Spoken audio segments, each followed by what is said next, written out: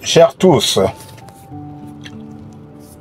nous voici ce 7 février 2025 autour du texte de l'évangile tiré de Marc, chapitre 6, les versets 14 à 29.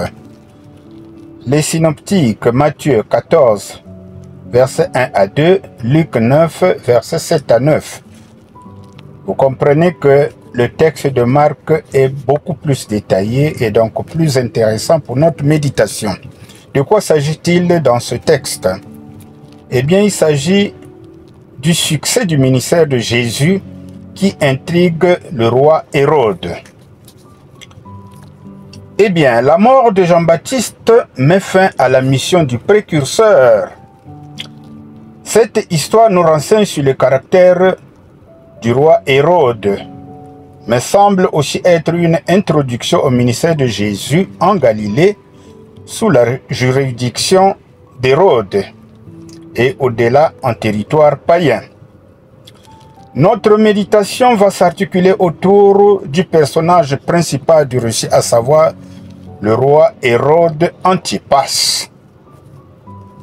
Car le scénario du récit est riche en enseignements pour tout chrétien. Mais avant tout, cherchons à connaître l'arrière-plan de l'histoire sur Hérode. Alors, venons-en à l'arrière-plan de l'histoire du roi Hérode Antipas. Hérode Antipas, fils d'Hérode le Grand, que les évangiles appellent simplement Hérode, est l'huissier de savoir qu'à cette époque, Israël était une région divisée en 4 territoires, dirigés chacun par un roi qui était en réalité un gouverneur. Et Hérode Antipas était gouverneur du territoire de la Galilée et de Pérée.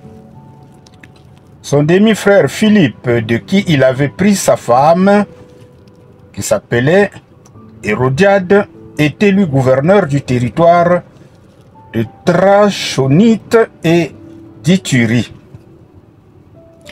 De la supposée résurrection de Jean-Baptiste, l'idée de résurrection corporelle était de l'ordre au cours du 1er siècle, mais très souvent dans le sens d'un retour. Les paroles d'Hérode au verset 14 montrent qu'une personne ressuscitée devait faire de grands miracles comme preuve de sa résurrection. On croyait donc que l'esprit du défunt exerçait un pouvoir supérieur à celui de la personne dans son vivant. Aussi croyait-on que Jésus, le faiseur de miracles, tel qu'on pouvait l'appeler, n'était que Jean-Baptiste ressuscité. Cependant, Jean-Baptiste n'avait accompli aucun miracle de son vivant, ce que nous pouvons lire en Jean 10, verset 41. Alors nous venons là de faire connaissance de l'arrière-plan de l'histoire du roi Hérode Antipas. Alors, cherchons maintenant à comprendre qui est ce Hérode Antipas, qui est en réalité un roi marionnette. Ce que nous allons chercher à comprendre. Alors, 3 points vont nous édifier. Le premier point, c'est que Hérode tombe dans son propre piège. Le deuxième point, les raisons de la crainte d'Hérode. Troisième point, le caractère compromis d'Hérode. Alors, Hérode tombe dans son propre piège. Ce piège est la folie de grandeur. C'est comme ça que nous pouvons l'appeler. D'après les récits des évangiles, Jean n'a cessé de faire des reproches au roi Hérode à propos de l'union interdite avec Hérodiade, qu'il avait arrachée de son frère Philippe, alors que ce genre d'union était interdite par la loi, ce que nous pouvons lire en Lévitique 18, verset 16. Alors ces reproches valurent à Jean-Baptiste la rancune d'Hérodiade, et seul Hérode, son nouveau mari, l'empêchait momentanément d'accomplir son projet funeste. Au final, Hérode finit par arrêter Jean-Baptiste, sans nul doute sous l'influence de sa femme et de ses conseillers, en se faisant prendre sur les paroles de son propre piège lors de son anniversaire. Hérode étant lui-même placé sous l'autorité de Rome, il n'avait aucun royaume à offrir à la fille d'Hérodiade. En présence de ses convives, Hérode ne pouvait faire autrement que d'honorer sa promesse afin de ne pas entacher son autorité. Alors, essayez de lire, chers lecteurs, le texte pour que vous compreniez de quoi nous parlons. Quelles sont les raisons de la crainte d'Hérode? Hérode avait une raison toute particulière de penser que Jésus était Jean-Baptiste ressuscité, qui fait des miracles. Car en plus de faire mourir Jean-Baptiste, il redoutait que son esprit soit revenu pour le tourmenter. Une conscience ainsi chargée développe souvent des frayeurs qui déstabilisent la personne. C'est là une fuite, sans même que personne ne le poursuive, nous dit la parole de Dieu en Proverbe 28, verset 1. Venons-en au caractère compromis d'Hérode. Eh bien, ce récit nous présente l'image d'un roi faible et changeant, tiraillé entre son respect pour Jean-Baptiste et sa passion pour Hérodiade. Hérode avait longtemps joué avec la vérité que Jean lui présentait et a fini par se prendre à son propre jeu à cause de la joie de la fête et de son ivresse. Il est de ceux qui écoutent la parole de Dieu, mais ne la mettent pas en pratique, nous dit Jacques 1, verset 23. Alors, ce merveilleux texte, plein d'enseignements, qu'allons-nous retenir comme enseignement?